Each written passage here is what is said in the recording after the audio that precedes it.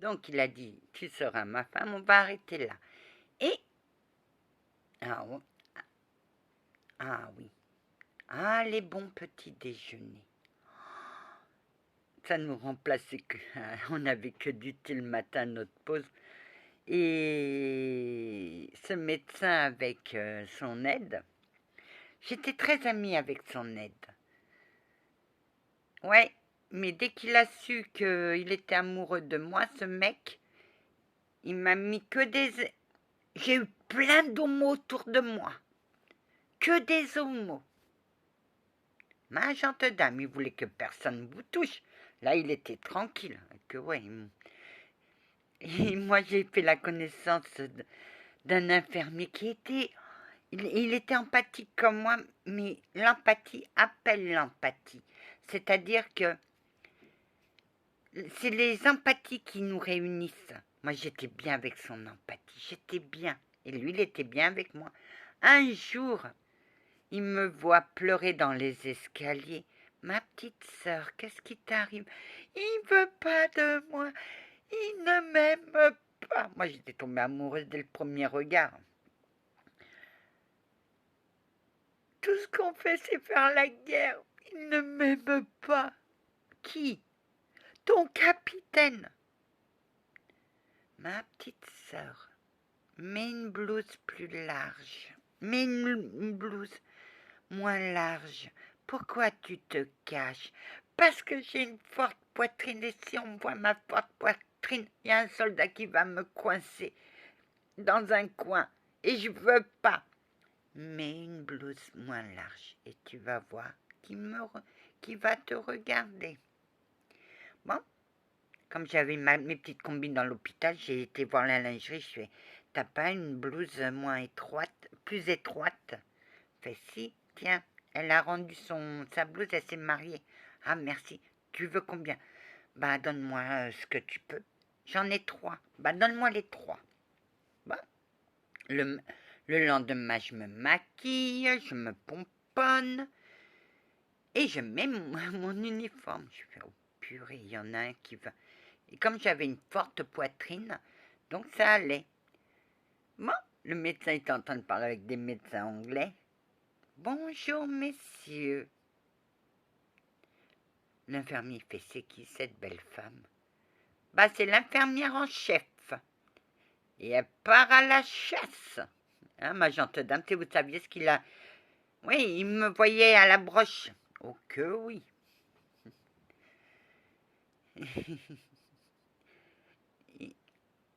Il n'a regardé que vous. Ouais, mais il ne me regardait pas. Mais vous avez vu le caractère? Et lui, il était gentil le matin. Ah ouais. Ah ça, tous les matins, on avait droit à un bon petit déjeuner. Nous, avant ça, on n'avait que notre thé et on parlait. Vous parliez de quoi?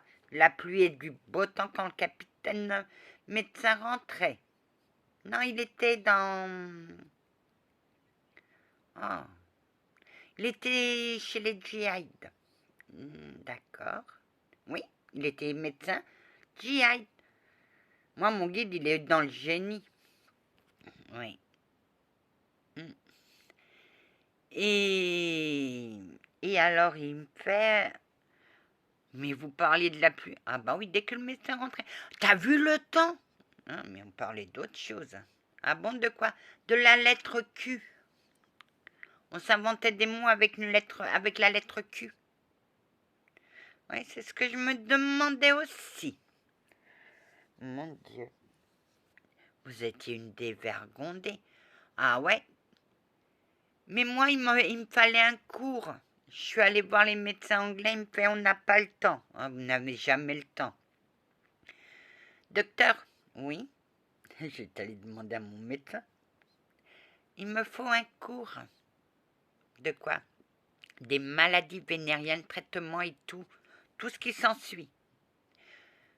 Les Anglais ne peuvent... Non, ils disent qu'ils n'ont pas le temps et vous allez me le faire. Ah bah oui, j'avais déjà ma petite idée. Mais entre-temps, dans la ville où j'étais, il y avait une épidémie de scarlatine. Au dispensaire, j'ai eu la scarlatine. J'ai remplacé l'infirmière en chef en pédiatrie parce qu'elle était malade de la scarlatine. Et mon petit voisin d'à côté avait la scarlatine. J'ai soigné que des... Pendant 15 jours, j'ai soigné que des gamins avec la scarlatine. Bon, je fais à mon ami, écoute, tu viens avec moi dimanche parce que c'est l'anniversaire de mariage de mes parents. Et il faut que j'y aille. En même temps, j'en profiterai pour faire la piqûre à ma tante. Parce que toutes les semaines, elle avait une piqûre à faire. Bon, d'accord. Ouais. Qu'est-ce qu'il a fait, Anna?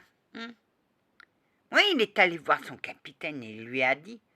Parce qu'il voulait nous voir ensemble. Et à chaque fois, il me mettait ensemble. Mais nous, on s'est sauté à la gorge. Bon, le jour du rendez-vous arrive. Anna, t'étais mal habillée. Bah, j'étais en pantalon pour aller avec mon copain. Qu'est-ce que vous voulez que j'aille? Mais nous, on a fait croire à l'hôpital que je sortais avec lui. Or que lui ne s'intéressait qu'aux hommes. C'est tout.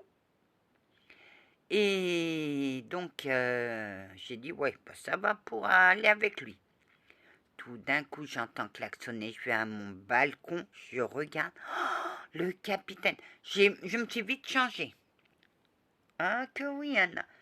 J'avais des chaussures qui faisaient un boucan d'enfer dans les escaliers, je courais.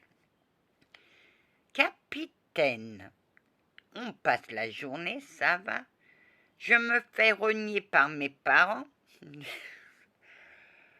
Et lui, j'ai dit, laissez-moi sur la plage. Ça va aller, mon bâtiment est juste derrière, laissez-moi sur la plage. Je pleurais. Il est venu, il m'a pris dans ses bras, il me fait demain, je te fais le cours. Très bien. Le lendemain, j'avais chaud, je prends ma température, 38. Je vais à l'hôpital pour mon cours et je demande à mon ami s'il n'avait pas de pain. Il fait, mais qu'est-ce qui t'arrive? Et t'étais habillée comment? Bah, il m'avait fourni un treillis américain. J'étais belle, avec un pantalon et tout, j'étais très bien. Et je lui fais, j'ai de la fièvre, t'as pas d'aspirine? Il me dit, je dis, tu as ce que je t'ai demandé, les bouteilles? Oui. Alors donne. Bonjour, excusez-moi du retard. Il fait son cours, toutes les filles sont là en train de se dire à quelle sauce elles allaient le manger. Oh purée. Mais t'étais télépathe, Anna. Tu commençais à être télépathe. Ah, j'entendais les pensées. Je dis, c'est pas possible, mais il pense qu'à ça. Moi, j'écrivais. Madame, j'ai fini. Ah, très bien. Bah, vous pouvez rester. Maintenant, c'est à mon tour. Bon, vous avez entendu tout ce qui... les symptômes et tout? Oui. Oui, hein, oui. Très bien. Maintenant, je vais vous apprendre à mettre un préservatif. Ma gente dame, qui c'est qui vous a appris ça? Bah, je tenais un dispensaire pour les nécessiteux. Et il y avait une maison close à côté. Bah, toutes les prostituées venaient chez moi. Et un jour, j'en ai chopé une et je lui ai dit, aide-moi, aide-moi. J'ai besoin de savoir comment on peut mettre des préservatifs et donne-moi des astuces. Elle me les a tous donnés. Vous aviez de ces fréquentations, ma gente dame? Ah, tu sais pas tout, capitaine. Quelle fréquentation? Le lendemain, je peux pas aller travailler. J'avais presque 39 de fièvre. Je dis à ma bonne copine qui venait boire du café chez moi, le matin avant de partir, dis à cet ami qui me ramène tout le nécessaire. Je suis pas bien, je me sens... Et il va dire au médecin. Le médecin fait, je vais la soigner. Ma gente dame, vous étiez une furie, vous vouliez pas le laisser entrer. Bah non, non, parce que c'était mon ennemi, c'est tout. Mais tu le séduisais. À l'hôpital, c'était mon ennemi. Quand on était hors de l'hôpital, c'était mon ami. Il va à ma logeuse, il demande les clés, elle lui donne. Il vient, Vous étiez une furie, mais pas longtemps. Bah non, parce qu'il paraît que je me suis évanouie. Il m'emmène, il me soigne. Au bout de 3 jours, ma fièvre tombe. Et là, je vais prendre une douche. Je ressors avec une serviette autour des cheveux et tout. Et puis, je vois mon ami qui dort. Ah, je fais, bah, c'est bien. J'entends sonner, j'ouvre. Ah, ça y est, t'es réveillé? Oui. Tiens, c'est pour le petit déjeuner. Bah, pose ça là. Tu veux un café? J'en ai fait. Ah ouais. Mais c'est pas toi qui dors là-bas? Non. C'est qui? C'est le capitaine. Oh, oui, va m'entendre. Et pendant tout le déjeuner, j'ai juré comme un charretier. Et j'ai dit ma parole, je t'ai réveillé comme en fanfare. Je suis arrivée, je l'ai regardé, puis j'ai dit ce que je pensais de lui. Lui m'a regardé, on s'est embrassé, et ainsi a commencé notre idylle, qui a duré 9 mois. Après, il y en avait une qui courait derrière lui, qui a tendu un piège. Et moi, je suis tombée dedans. Je n'ai plus jamais voulu parler avec lui. Je pleurais sur mon balcon. Il m'avait fait faire par le menuisier de son régiment une banquette. Et je pleurais là-dessus. Toutes les larmes de mon corps que j'avais perdues. Un jour, j'ai pris un orage. Je suis rentrée. Je me suis endormie avec des affaires mouillées. Et je travaillais comme une automate. Alors, on se voyait à l'hôpital, mais c'était des ordres. Boulot. Je ne voulais plus. Et un jour, je l'ai appelé parce que j'avais soif. Dans la précipitation, j'avais pas vu la chaise. J'ai tapé le ventre contre la chaise. J'avais perdu mon bébé et j'étais tombée dans l'inconscience. Mais avant de tomber dans l'inconscience, je l'ai appelé. Le lendemain, il est venu avec son ami. Il m'a emmenée. Il m'a soignée pendant 3 jours.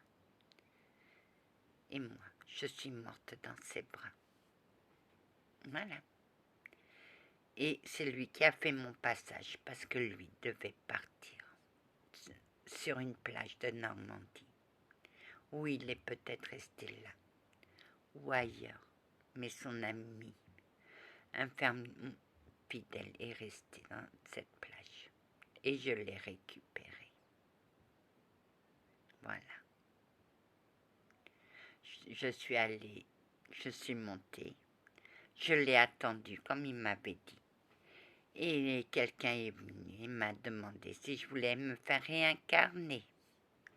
Et je suis partie. Anna, si toi tu fais des erreurs, nous aussi, parce qu'on n'a pas vu. C'était pas de la rancune que j'avais. C'était de la trahison. C'est tout. Et j'ai fait un 3e tour. Lui, il est monté. Et j'ai appris qu'il était un guide pour quelqu'un d'autre. Oui, Anna. Et vous, capitaine Chevalier, vous avez une âme sœur? Oui, j'ai une âme sœur qui est comme toi, qui est sur terre. Et vous, vous êtes à mes côtés. Oh. Et vous, capitaine, moi j'espère que mon âme sœur, j'attends que mon âme sœur remonte. Ah, c'est bien. Faut garder l'espoir, capitaine. Ok, oui.